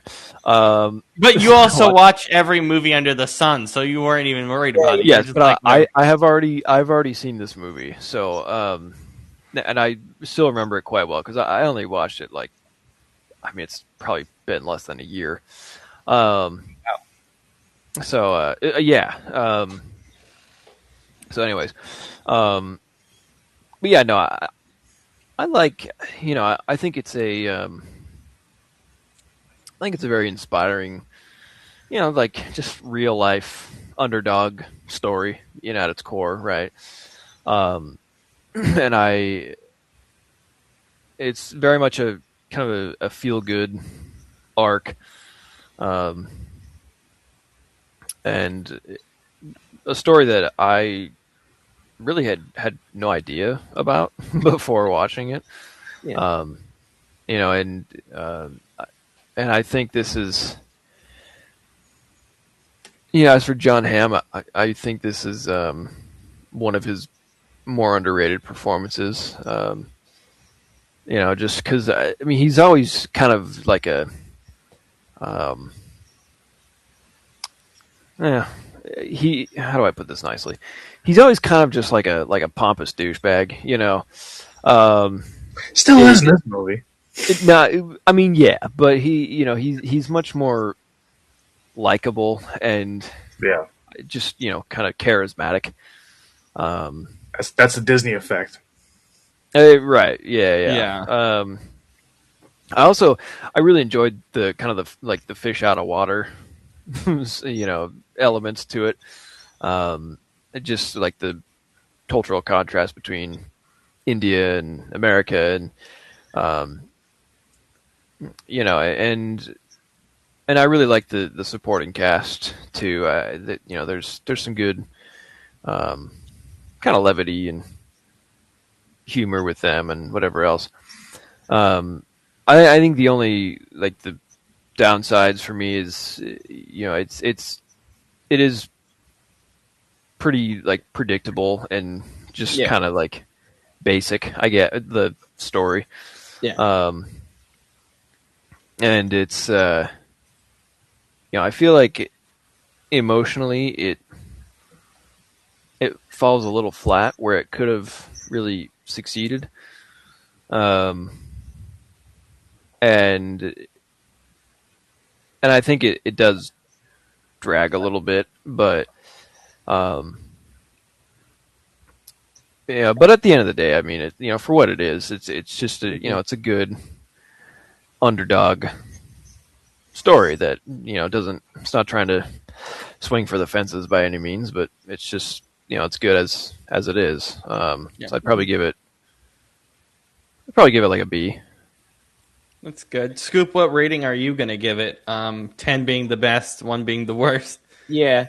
No, this movie gets a pretty solid 8 for me. My favorite, or I don't know if it's my favorite, but one of my favorite parts of the movie is basically when JB is talking to Brenda about, the whole situation with the guys, and basically she kind of, I wouldn't say she digs at him, but she kind of, checks him and basically says, "Look, I understand you have an investment here, but these are also kids. Like, they're people." And, yeah. And I think that also was, because again, I'm not super familiar with John Hamm as an actor. Like, I know I've seen him in other things, but like I don't know like if he's got a reputation for certain things as like this type of character or this type of portrayal or whatever. I wouldn't know that. Watch Mad Men. Mad Men. True. Okay, because I haven't seen him in enough things to kind of pick up on that, if that makes sense. Yeah. Like I couldn't tell you what type of characters he usually plays the way I could like a Joe Pesci, for example. But he's usually like the alpha guy who's like kind of morally gray. Yeah, pretty much. Yeah. Okay. Yeah, which is Mad Men. Okay. Yeah, I mean it's Mad Men, Baby Driver. Yeah. The Town, which we'll watch next. Yeah. Top Gun. That's funny. Okay.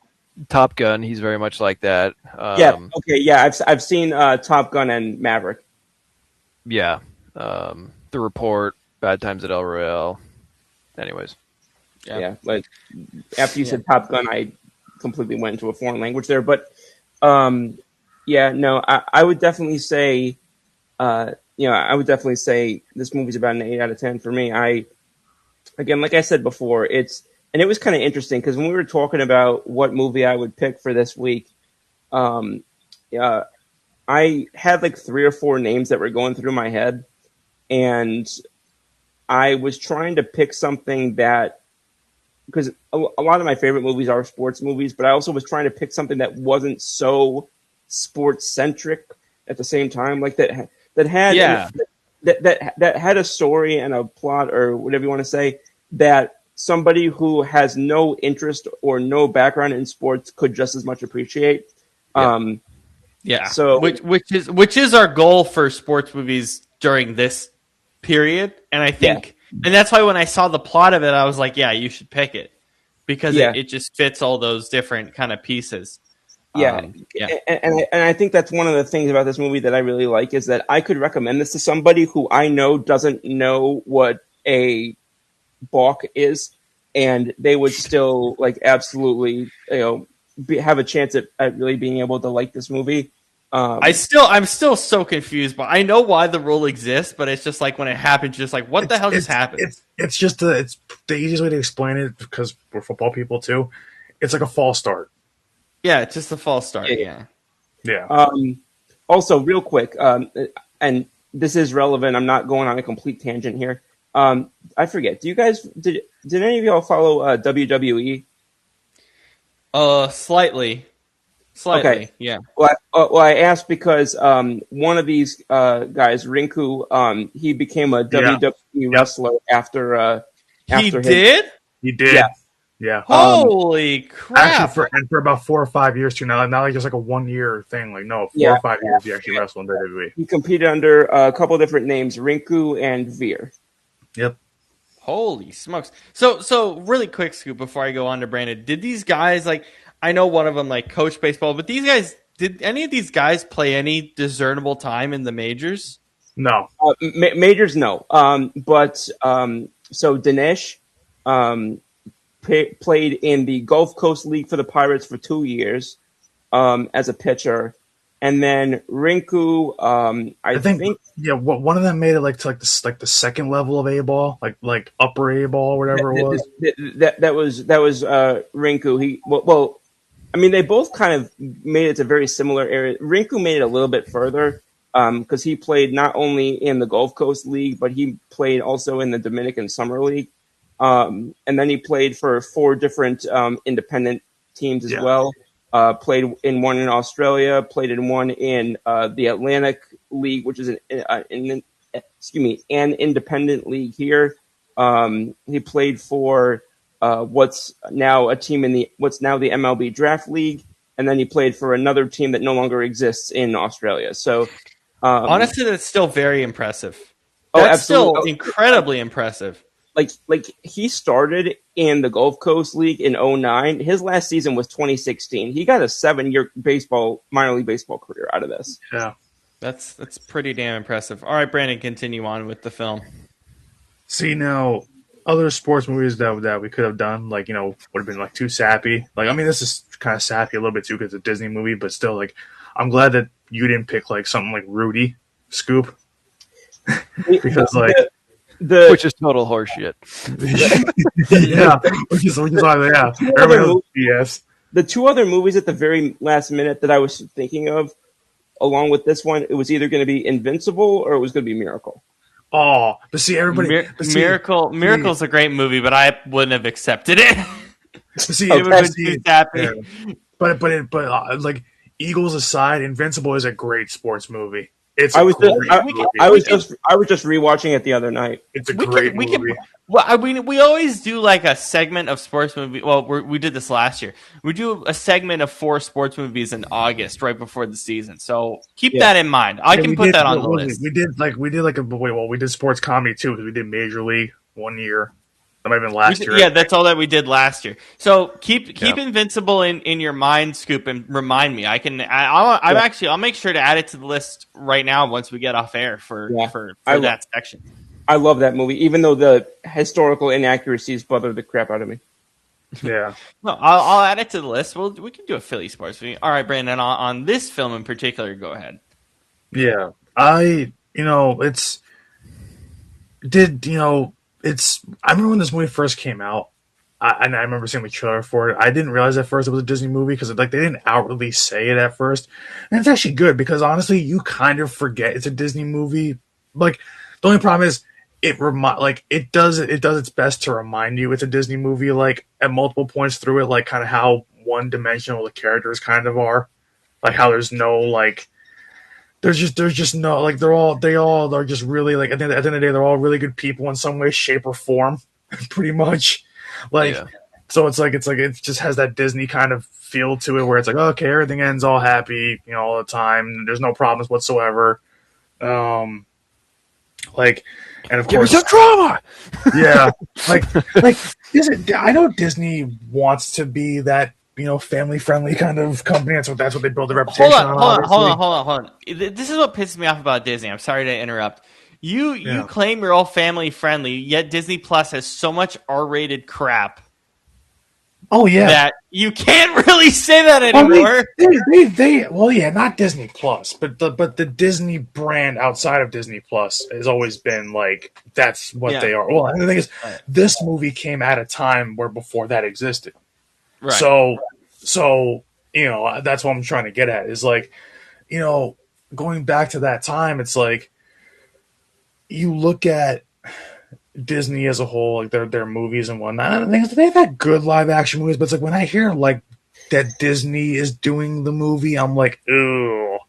Because I just know that it's not going to dig deep at any level. Like, I'm not saying that you can't get away with one-dimensional characters. But I at least want them to dig a little deeper than what they do. And they just don't, because that's just not what Disney does. But the thing is, this movie does a good job at like interjecting humor in the right spots. It does a good job at interjecting some drama in the right spots, interjecting some action in the right spots.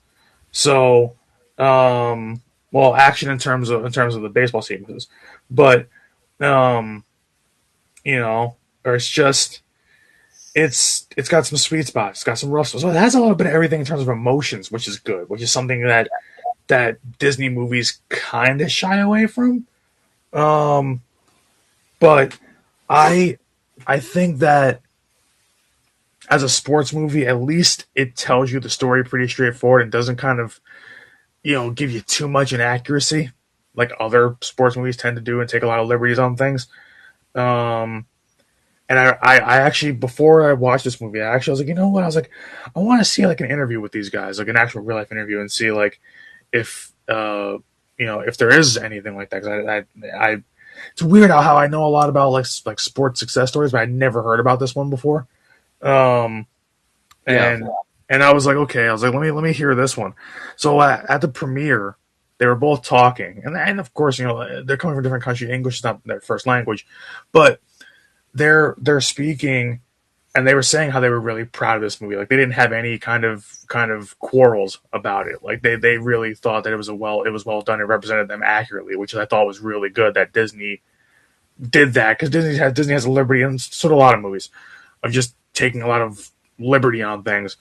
Um, but the thing with this is that it's pretty authentic. I mean, it's going to take its liberties where it can, but it's pretty authentic. You know, I think that the it's weird because as somebody who used to, if you've played baseball, you also kind of feel for the kids, like because yeah, they're learning a whole new sport from a different country, but the first time you grab it, it's like when it's like yeah, they might be 17, 18, 19 years old, however old they are, but it's no different for them to grab a baseball and be nervous and not know how to play than it is for a 5-year-old learning it for the first time. That you know what, and I'll speak on that because I'm learning baseball right now. Shane's helping me learn baseball. It's the same. Like Yeah, I love it. I think it's so much fun, but it takes a long ass time. it takes you. It takes a long Yeah, time. like It's a process. it's You can't crazy get how baseball. Baseball is the one sport where if you get discouraged, you'll quit it like this. You can't get discouraged. You really can't. You just have to keep baseball falling. is the one And sport where baseball is the one sport can fail 7 out of 10 times and still be considered successful. Yeah, Yeah. you gotta So And it takes right here, like right in the studio room. I have the bag with all the stuff and the bat. It's still there, ready to go. Continue, yeah, Shane. Go ahead. and it takes time. Like yeah, I mean, we've how many times have we worked out for baseball? Right, like 5, 6 times now, probably. 5, 6, yeah. Yeah. And it's. I mean, we're just now getting to a point where like he's getting more comfortable, like catching the ball, and then like transfer, which might sound stupid, but it's like It like takes a lot of time. yeah, because it's like for me and you, Shanley, like that's second nature to us. yeah, I've been Like doing it 20 years. yeah, like You know, I haven't played organized baseball in a pretty almost 15. Well, pretty much close to 13 years, and because I stopped playing after Little League, and I wanted to continue. Well, the politics of my town kind of forced me out of it, but I I always wish I would have stuck with it in some capacity, and I still wish I could play to this day. It would take a lot to get into shape, which it's not making an excuse. Regardless, I still but baseball for me, I can play it tomorrow, and it's like I never left. Yeah. Yeah. It's like riding No, a bike. I just know how to do it. Yeah. Like I like Yeah. Yeah. You And know. for me, I think it's more fun, especially with baseball, because I see in Shane's high school, there's like a guy with one arm just freaking balling out there, and like Well, you for got- me with CP, like the glove is on my weak hand, and I'm learning how to catch with the weak Well, if hand you for ever- like the first if you- time. I mean, it's if you amazing. if you ever want a success story in baseball besides these two kids, watch real life Jim Abbott. Jim Abbott. Jim Abbott, is probably the. I mean, these kids are a pretty good success story, but in terms of a guy, one arm making it to the major leagues and being a damn good pitcher at that for his time, that's actually probably the biggest success story, and one of the biggest success stories in sports, but definitely probably the biggest in baseball history. But Yeah. when it comes to this movie though, it's like so you understand these kids being nervous for that big tryout at the Major League Scouts, which I'm also happy to see some cameo appearances like Ken Rosenthal, Bob Nightingale, Yeah. those guys in the movie. Even though I have my beef with Bob Nightingale, guy's so just he not credible. if you ever want if you ever want to know if something's going to happen, if Bob Nightingale posted about it, you can pretty much bet it's not going to happen. The opposite will happen. Yeah. You know, I always think back to when Nightingale reported. You guys know this; it's the most famous one. Judge to the Giants, and then it got debunked minutes later. That was John Heyman. That was Heyman. Holy crap! And Heyman had the famous typo arson judge. Arson judge. Yeah, which John Boy made a T-shirt of it, by the way, and I want to get it because it's actually arson judge as a character looks awesome. He did. Oh, I gotta get that. Oh my god. You can find it. Is he like on fire or something? He's on fire. Yeah, it's Aaron Judge on fire. It's like a caricature of Aaron Judge on fire. The single worst tweet in modern history. But so but I'm glad to see that they actually use real life baseball people in this movie too, because they could just pull a bunch of extras and have them be like quote unquote scouts and whatever. But I'm glad they actually put some real people into this, which is nice. Also, not for nothing, even though he's a smaller role, Bill Paxton kills it as Tom House. Bill Paxton's awesome. Because honestly, everything Bill Paxton does, I'll watch, and it's a shame he's not here anymore. But I really think that just at every level, the actors in this movie, the famous ones, and even the ones who aren't famous, do a really good job of just. Nobody seems like they're playing a more important role than the other. And that's kind of what I like about this. Like, you don't look at one character and like, oh yeah, that's the main character. Like, that's the one driving this story. Like, it's nice to see kind of you get a little bit of each person's perspective throughout the movie too. You gain a little bit more insight to some of the characters, which they're one dimensional a little bit, like what I was saying earlier, in terms of just kind of their arc and whatnot, and like the stereotypical way the characters are portrayed, but there's enough there that I'm like, okay, it transcends being a little bit more than a Disney movie. So I think for that, and just for the fact that the baseball sequence is pretty cool in this, even though there's not many, but so that's what I like too. Is like we were saying, that you don't have to be a baseball fan to watch this. I mean, should you be? Yeah, because everybody, for some reason, just dismisses baseball. Even now, with all the good rule changes that they make, they still dismiss it. But once I started watching playoff baseball with you guys, I was like, I get it and I love it. I told you, you got to give it a chance, because if you're not want to give baseball, that's like anything in life. If you're not sure about it, at least give it one chance. Well, outside of some illegal activities. But when it comes but the thing is, like, after watching like a lot of postseason baseball with you guys, I'm like, I went to like 2 Mariners games this year, and I was freaking mesmerized. I was like, holy shit. The one thing I will tell you is, when you guys come out here, you have to go to Yankee Stadium. You have already been there, done that. Happy to go again. It's just, I've been in other ballparks before. I've been down in Tropicana. I've been to even minor league games. I've been to that. The electricity is different in the Bronx. It's different. It's like game one of the season. Game 1 of the season feels like Game 7 of the World Series. They never should have torn down the old one, though. There was no reason to. None.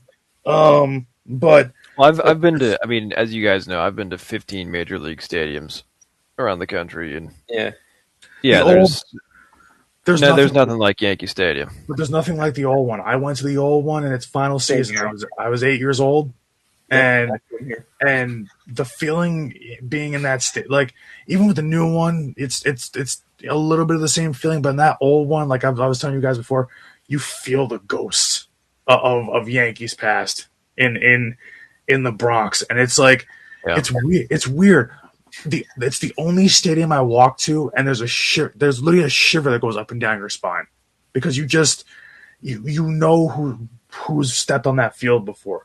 You know the pride and pageantry of the Yankees. Like, that's just what it is. But for this, like, what stinks is understanding that these kids and their story. It stinks that the one team willing to give them a contract was the Pittsburgh Pirates, like the worst organization in baseball, pretty much. Like Even at that time, they were not very good. yeah, they just haven't been. They haven't been a good organization since what Roberto Clemente was alive. Jesus. So Even like, then, they were nothing special. and even then it was pretty much just him. But they had a couple of guys, but obviously no one as big as him. But it's so I wonder what their career could have been had a couple other teams at least given them a real look. But I think for this movie as a whole, I'm not gonna give it an 8. I don't think it was that good. But I think 7's a little too hard on it, so I'm gonna say 7.5. I like it. It's a movie. I'd probably go back to, and it's a movie you could watch like with anybody. Like like it's not like that family friendly like G-rated movie. Oh yeah, everybody can watch it from toddler on to 100 years old. It's like it's not that kind of family friendly. But when I say family friendly, I mean like you can watch it like with kids. You can watch it with teens. You can watch it with like. And everybody kind of just walks away after that feeling, okay, it's a good, solid movie. So, I like it.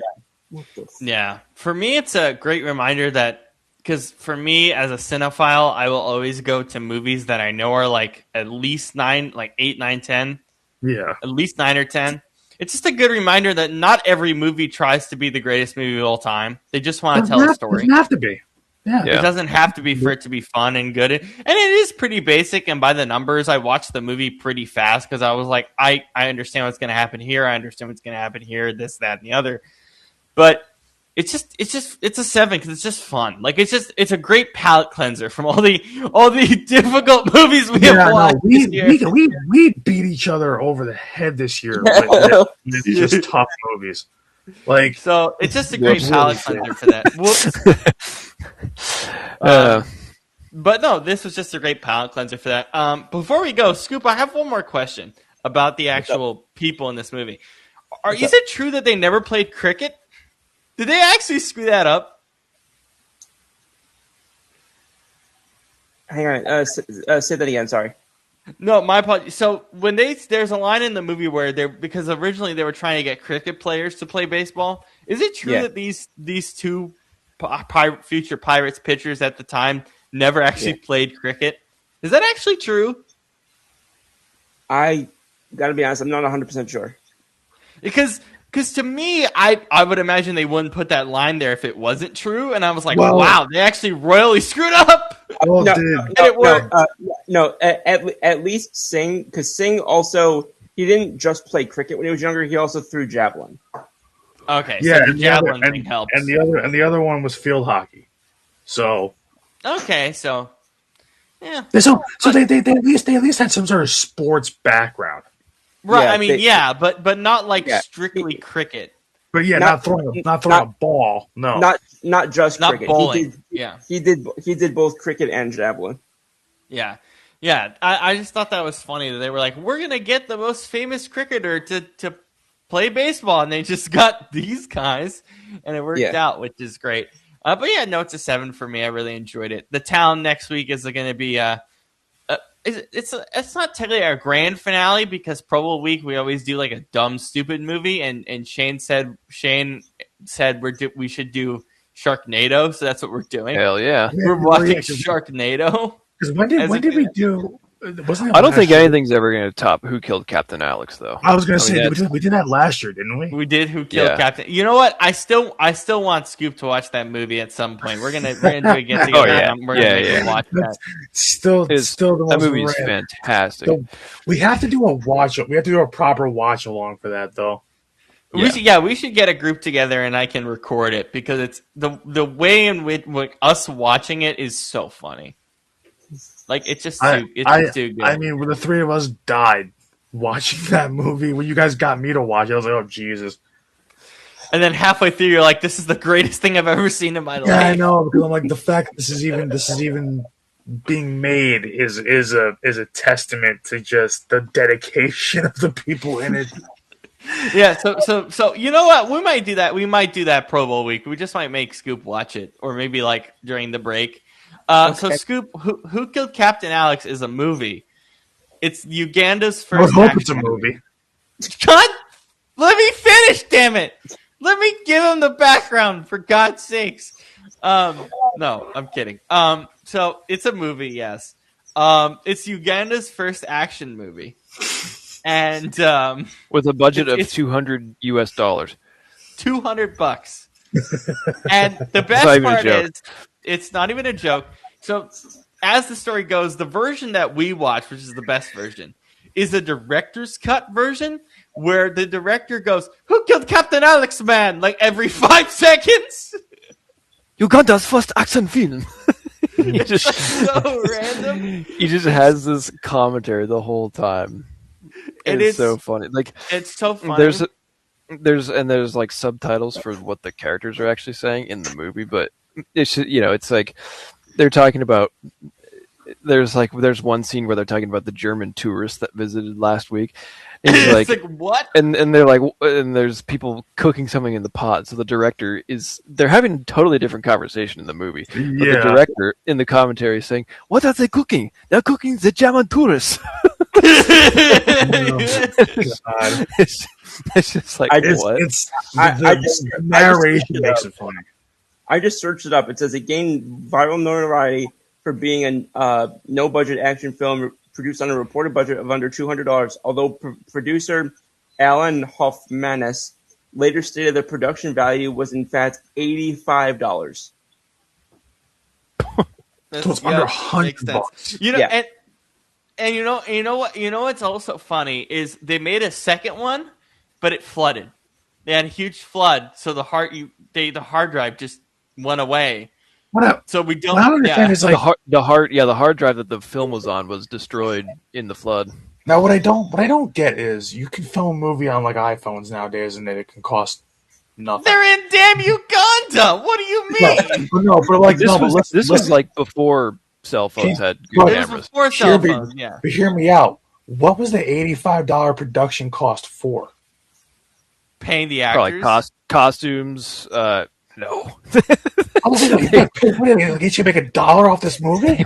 they weren't big. Wave it was George like- Washington in front of their fans and be like, here, take it. No. It was for like probably costumes because they have some military uniform and like the weapons they carry around, stuff like that. It says it says Nabwana shot the film in January 2010 and edited it using a computer he assembled from old parts. Excuse me. Actually impressive how Yeah. they did this, not gonna lie. The film No, it really is. Should The we film's just? props were all made in-house, and camera equipment were fabricated from scrap metal at a machine shop next to Nabwana's house. Wow. Should we? The, Should we just? the actors supplied their own costumes. One was given a mask so he could play 2 different roles at the same scene. Should we just skip Sharknado and do a live reaction and see what Scoop's reaction is to the movie Oh, instead? but what do we do Sharknado? Let's just do both. Let's just do both. Yeah, Let's wait, do double both. feature? Let's, Yeah, it's a double feature. man. or we can do Who Killed Captain Alex in the off season. Let's do it in the off season. Let's do it as like one of our first movies in the Oh, off damn season. it. You know how funny it would be if we did it back to back? Our sides would hurt from laughing so much. Yeah, we'll do it like the first weekend. We'll do it when we get together for the combine. We'll do it live. We'll do it live, baby. Oh, But yeah, so the town, courtesy of Brandon, and then Sharknado won for some reason. Which, Oh yeah. wow. What a roller Oh coaster. yeah. $1 million arm Disney. The town, gritty bank robbery.